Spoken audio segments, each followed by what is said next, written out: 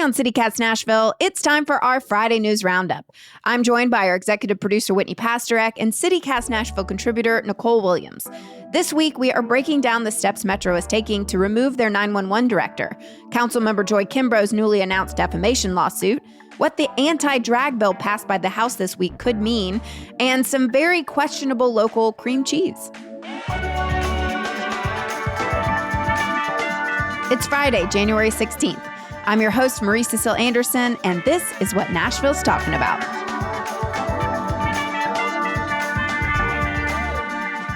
Nicole Williams, back at CityCast Nashville. Good to have you. We're going to begin with your favorite Metro moments. According to News Channel 5, the city has started taking steps to remove Emergency Communications Director Steve Martini from office.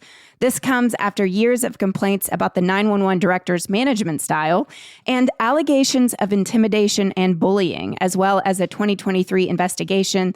Last April, the Metro Council Women's Caucus demanded a renewed investigation, with Councilmember Joy Stiles saying the man is unhinged and there is no reason why the city should still have him on payroll. Yes, we weren't able to talk about this because it happened after we recorded, but late last week, the mayor's office did one hell of a Friday news dump in which they announced that the new investigation revealed, quote, serious factual findings against Martini, and the mayor had asked for Martini's resignation.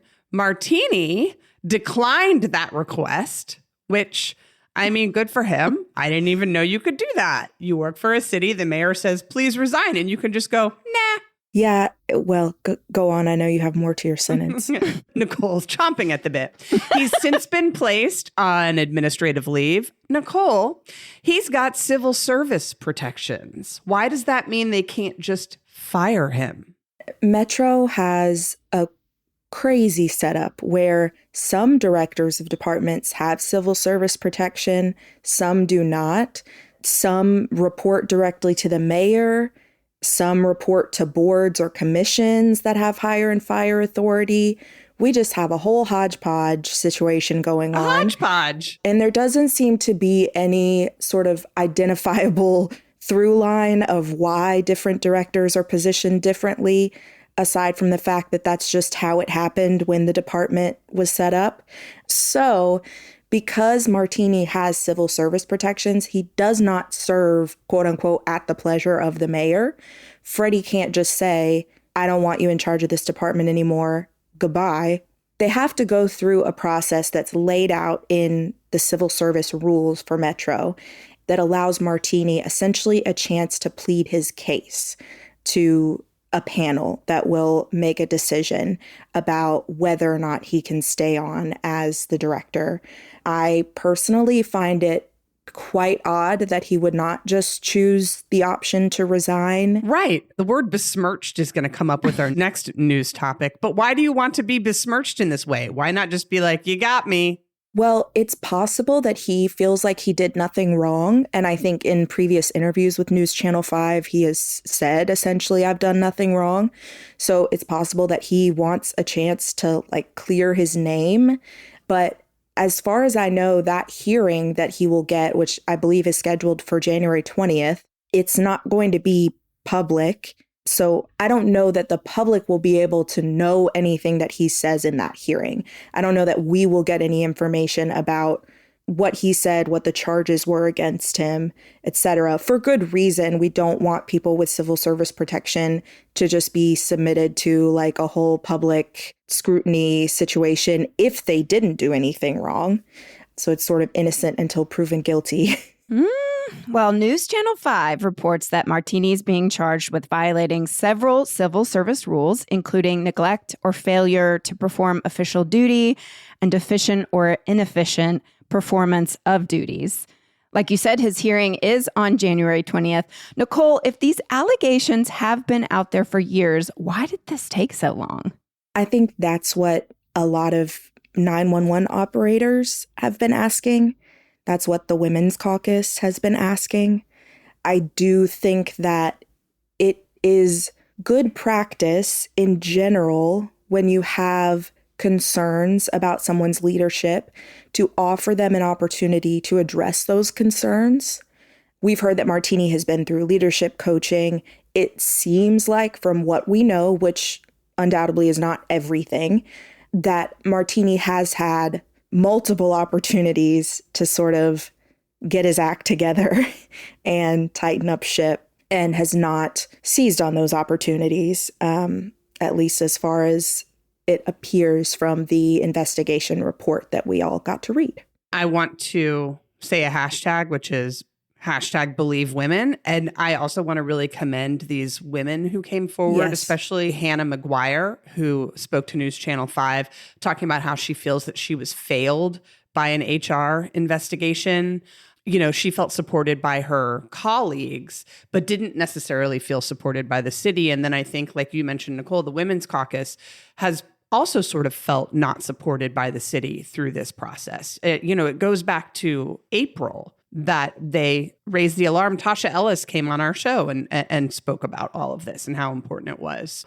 Insiders have told News Channel 5 that Martini has cleaned out his office. I don't know what insiders means in that context, but... And I also want to make an important distinction when we're talking about HR, because again, the way that Metro functions sometimes doesn't make the most sense. Some departments have their own internal HR team, but we also have Metro HR, which I think of as like big HR and little HR. Like Metro is big HR. From the investigation, it appears that Hannah McGuire went to little HR, the HR within the Department of Emergency Communications. And that process was where she felt failed. The investigation did clarify that some employees had gone to big HR, Metro HR, and had had a better experience. Streamlining, perhaps something we could do in 2026. Yes, you should have Councilmember Erin Evans on to talk about that. Ooh. Her big thing is like, why don't we all report to Metro HR? Why doesn't everyone go through the finance department? Like, why wouldn't everyone have civil service protections or everyone not have civil service protections? Yeah, it doesn't make any sense. In other fun legal news, Councilmember Joy Smith-Kimbrough is now suing Ryan Moses, the developer who filed an ethics complaint against her last year. She's seeking $40 million to compensate her for his allegedly libelous comments, as well as her loss of sleep during this ordeal. The ethics complaint was dismissed. This is hilarious to me because I seem to recall Councilmember Kimbrough was no like delicate wilting flower during that process herself through that whole ethics complaint situation. And indeed, I went back and pulled up one of her quotes from when we talked about this back in August. News Channel 5 quoted her then as saying, quote, "He is a spoiled, entitled, privileged, unhinged, lying crybaby who is attempting to besmirch my name." Besmirch! Besmirch. So aside from just the sort of laughable nature of this whole situation, I did want to talk just for a minute about like what the legal standard is that Kimbrough is going to have to come up against. The standard for proving defamation of a public figure, like an elected official or a celebrity, is much higher than if you're just regular Joe Schmo. The reason for that is probably self-explanatory, but obviously when you become a public figure, when you run for elected office, you are voluntarily submitting yourself to a higher level of scrutiny than your average, again, Joe Schmo walking down the street. So you have entered the public arena. You are saying, I am fair game to a certain extent. Kimbrough is going to have to prove, in order to prevail in this lawsuit, for $40 million. $40 million that Moses acted with actual malice. And what that means is that he either knew the statements were false when he made them, and he made them anyway, or he acted with reckless disregard for the truth, meaning that he said what he said and he didn't care if it was true or false. I think that this sets a dangerous precedent. Like, it is funny, but it's very dangerous when you've got an elected official using an ethics complaint that was dismissed as the basis for a multi-million-dollar defamation lawsuit. And it could have a chilling effect on other residents who might have concerns about Kimbrough or any council member, if you look at this and you say, wow, if I don't prevail in my ethics complaint, then I might be sued for millions of dollars.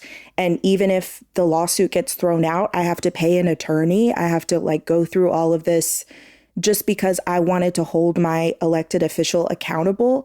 That's dangerous. Oh, wow. Yeah, I agree. I hadn't even thought about it that way, Nicole. Nice. Yeah. Yeah. So I honestly, this is a prediction. So sometimes I make predictions. I might be wrong. But I would expect to see Moses file a countersuit against Kimbrough using Tennessee's anti-SLAPP statute, which is strategic lawsuits against public participation. We have a relatively strong anti-SLAPP statute in Tennessee, which allows you, if you are sort of the victim of a frivolous defamation lawsuit, you can countersue the person who's suing you, essentially prove that they had no basis. It helps if their lawsuit gets thrown out, etc. And that could help him recover things like attorney's fees that he might have to spend defending himself from Kimbrough's lawsuit. And again, this is all just so unnecessary. The ethics complaint was dismissed. The dismissal was highly publicized.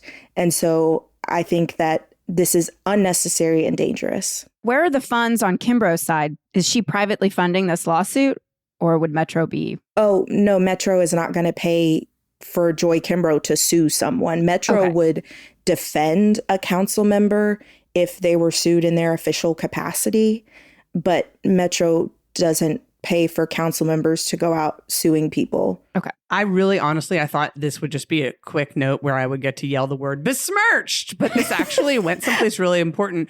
Let's take a break and finish Metro Moments when we come back. Does that sound okay to everybody? Yeah. Cool.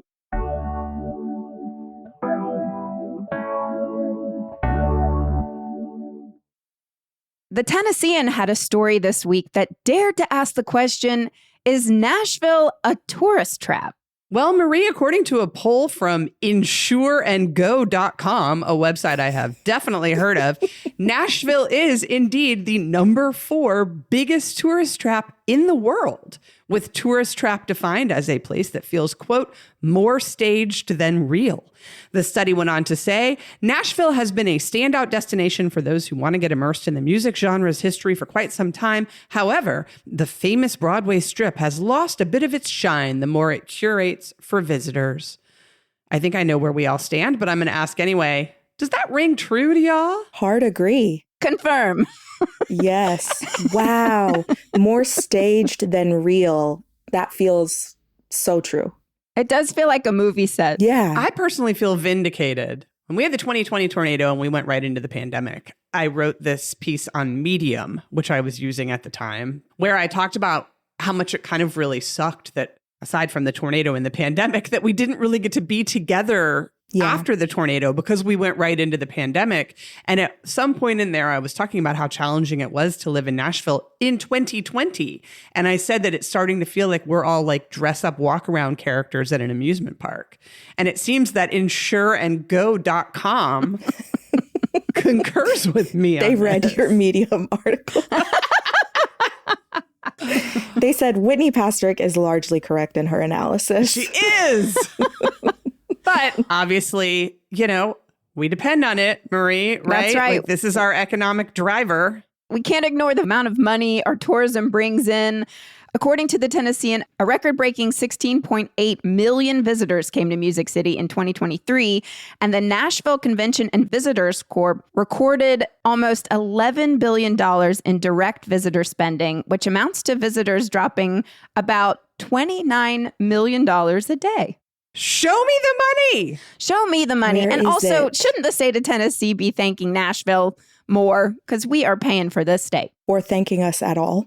Or thanking Ever? us at all. For Ever. anything. Right. But yeah, I think I would have less of a problem being a walk around character in an amusement park if everything was like awesome and I had sidewalks to walk around on. Yes. It's just, I don't see a direct correlation between the potentially increased staging of our environment and the quality of life for those of us who are real, who do live here. Is there something that the two of you would do if you were, again, magic wand time? You've got a magic wand. You can change one thing about Broadway to make it feel more authentic to Nashville. What would that be? I mean, I would travel back in time and make it go back to like early 90s when So like porn nobody shops. went down there. Porn were- shops. Porn shops. Yeah, no. I mean, it really, sex I mean, theaters. hey, when I was in high school in the late 90s, it was super cool down there. There were places to go dance and you would go down there specifically to see music. There was free parking.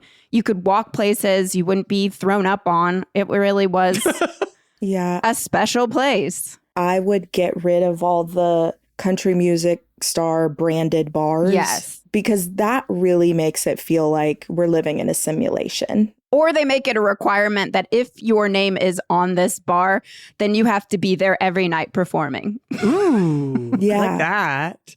I would say also every band must feature a steel guitar and play actual country music. I don't like going down there and listening to Guitar Center. That doesn't feel authentic to Nashville. I want to scoot my boots. Yeah, I have really fond memories around the same time as you, Marie, of going downtown with my dad in the late 90s, and we would get rock candy because there was a little store that sold rock candy, and we would just eat rock candy and just sit by the Cumberland River. Yeah. That sounds nice. Rock candy feels very nostalgic to me in Yes. general. You know what I would love to see? Take Hatch Showprint out of Country Music Hall of Fame and put it back on Broadway. Yeah. Because that was where I Yeah. first went to it. We have some notes. It is also worth pointing out at the end of all of this that same study, they named Chicago the #1 biggest tourist trap in the world. So it's, I mean, while we agree inherently with being on this list, it went Chicago, Venice, Italy, which having just been there, I would say the people in Venice probably feel very similar to us. Vegas was in third, makes total sense. And then us in fourth. But I don't know where we're getting Chicago. I'm really surprised Vegas wasn't #1. And I've been to Chicago quite a few times. I lived in Chicago for a summer. That doesn't track with me. No, that just seems like a city that got a lot of it right. And so you can actually do cool things when you live there. Right. You know what I mean? Like, Right, is right. there public transportation staged? Right. Like they haven't lost their identity in order to No. trap tourists. Also, I know you're asking, well, what did they think was the most authentic city in the world, folks at home? Bogota, Colombia. So congrats to them. Never been.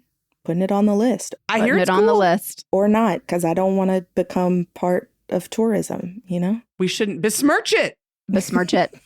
All right, folks, we got to take a quick turn to the state. Yay, the state. The state. What a fun state. State Representative Afton Bain shared on Instagram this week that she will not be running for the Tennessee 7th Congressional District and will instead focus on her re-election campaign for Tennessee State House District 51. She explained how her mental health took a major toll while campaigning, but she did pinky promise to maybe someday run for a higher office in the future. And then she ended her video on Instagram by quoting Arnold Schwarzenegger saying, "I'll be back." I'll be back. Are y'all surprised by this news? I'm not. I mean, you remember when we talked to her the day after she had lost the election, she was tired. She'd been sick for a month. I don't think she really enjoyed the amount of right-wing media scrutiny that she got. Like, she's a freaking tough cookie, Right. and she's able to laugh off a lot of stuff, but it really did put her through the ringer. So I kind of don't blame her. Death threats, threats of sexual violence. Like, I will say, I kind of in my head had built Afton up as almost invincible. So for me, it was like, how could you not be running? You're the obvious person to run. Well, she does still have over $400,000 in her campaign war chest.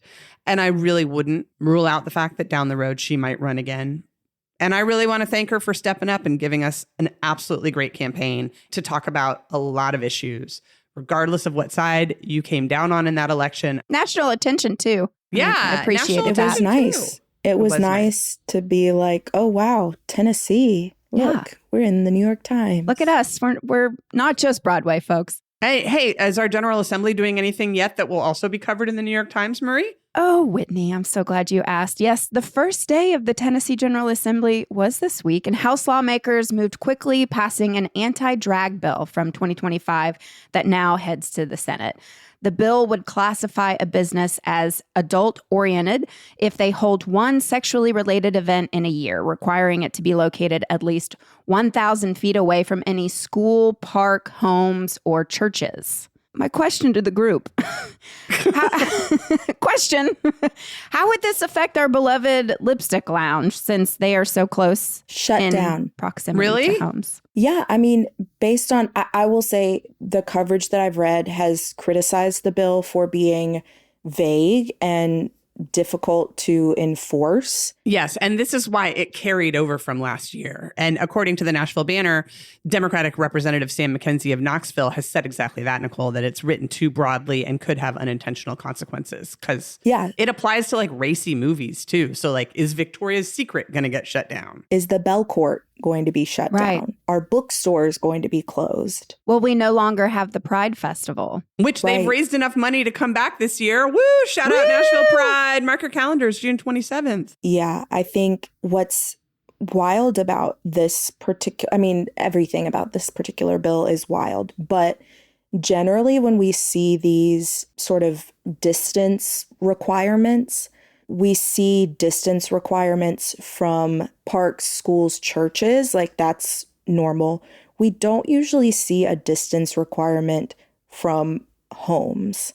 And because Nashville has so many areas where we sort of blend commercial and residential, and that's part of the charm of, you know, like 12 South, East Nashville, downtown. Because we have so many areas in the city where we have commercial and residential butting up against each other, this could have very far-ranging implications if it passes in the Senate and becomes law. Because of the vagary in how it's written, this does feel like we're going back into lawsuit, not law territory. Mm-hmm. And we're going to have to keep an eye on it once it gets to the Senate.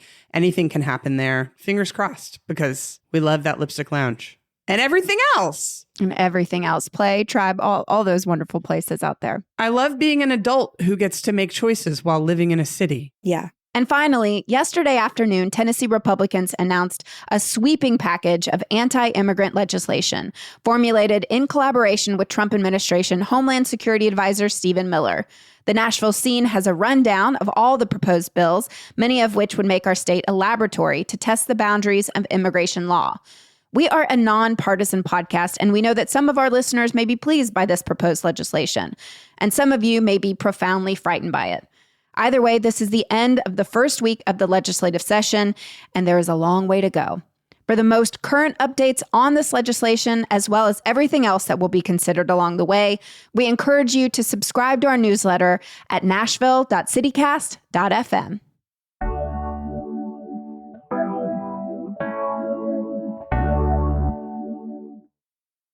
Dun-dun-dun-dun. Good news! The Bagel Shop, y'all, out in Donaldson, has launched its new Spread the Love campaign, teaming up each month with a different chef or restaurant to create limited-time seasonal spreads.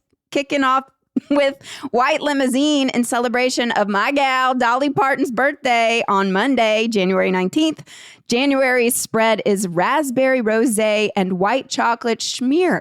Ew. Thoughts on that? Love to Dolly. Mad respect. That sounds nasty. Future collaboration is planned with favorites like Turkey and the Wolf and Maz de la Vida. Maybe those would be more savory, which perhaps I would like better.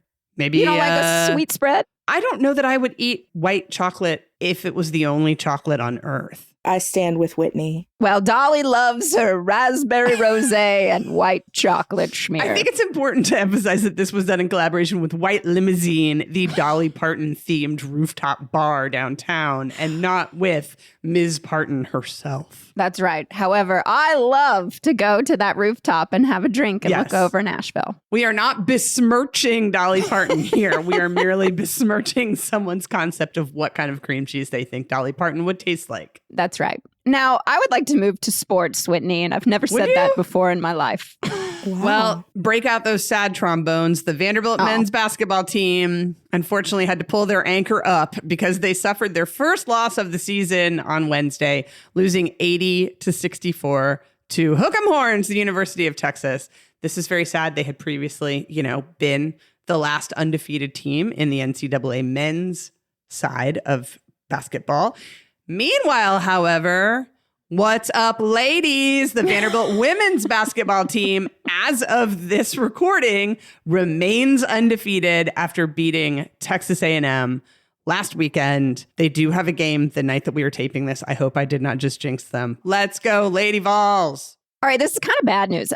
Williamson County Airport bus service was suspended indefinitely because not enough people were using it. No. Yes. This was like a Gray Line bus that was letting people park at a hotel parking lot in Williamson and then be driven to BNA, which seemed like a brilliant idea. But folks, hey, if you live in Franklin, why you not use bus? What wrong with you? Not enough booze or party hats on the bus. Maybe they need our party bus. Oh, Nicole, wait till you hear Tuesday's episode. We interviewed David Figler from Vegas about Tesla tunnels again. And we have created a new bus service. Bustle service. It's a bus to the airport with bottle service. Bustle service. You want to get in on the ground floor of that? Love that. Yes, count me in. Because that's just what we need is drunk people going through security. They're already drunk when they go through security, Nicole. Don't kid yourself. Great point. And if you want to know more about everything that's happening at Nashville International Airport, BNA is hosting a community open house on Thursday, January 22nd from 2 to 5 p.m. It's not at the airport, which I think is telling. It's at the 50 Forward in Donaldson. This is going to be the first of 2 informal open houses the airport's hosting. And if you've got feelings like we all do, please head on down there and let your voice be heard. Hey, more good news this week. Good news. The store opened their second location at TriStar Centennial Medical Center. During the ribbon cutting ceremony, they publicly thanked Taylor Swift for including the charity in her year-end giving. Yay, Taylor Swift. Taylor Swift. And if in case you missed it, folks, she did donate to several other Nashville institutions in the month of December. Recipients included Music Cares, Academy of Country Music, and Monroe Carroll Jr. Children's Hospital at Vanderbilt. That's awesome, Taylor Swift. Thank you for doing that. Thank you for focusing on Nashville. She also donated across the nation as well, but Nashville got some of that sweet, sweet billionaire money. Listen, every billionaire is a policy failure, so good on you, Taylor Swift. Keep up the good work. Events for the weekend. We got Monster Jam Freestyle Mania at Bridgestone Saturday at 12 and 5:30. We have Coltrane 100 Legacy at the Nashville Symphony tonight. This is something that both Daniel and Margaret said that they were really excited about, hearing jazz with the full Nashville Symphony. That's tonight down at the Skirmer Horn at 7:30. And then Rustin Kelly at the Ryman Saturday at 8 p.m. Nicole, you doing anything fun this weekend? What are you looking forward to? You got some good news for us? My dad's birthday is on Saturday. Oh, happy birthday, Dad. We are going to Green Hills Grill. Yes! His choice. One of my favorite places in Nashville. All right. Well, there continues to be a whole lot of shit going on in the world. So Nashville, y'all, please keep taking care of each other. Do something to support local this weekend. Go to places like the Green Hills Grill or Margot Cafe or Bagel Shop. or the Bagel Shop and get They that have other cream cheeses. Dolly spread. And happy birthday, Dolly Parton. More importantly, don't forget, everybody, Monday is MLK Day. There's a full slate of activities. We have a great article on our website written by Margaret Kingsbury listing off all the great ways that you can celebrate that day here if you have it off, starting with the parade in the morning and then terrific events throughout the whole day. So have a great 3-day weekend if you have it.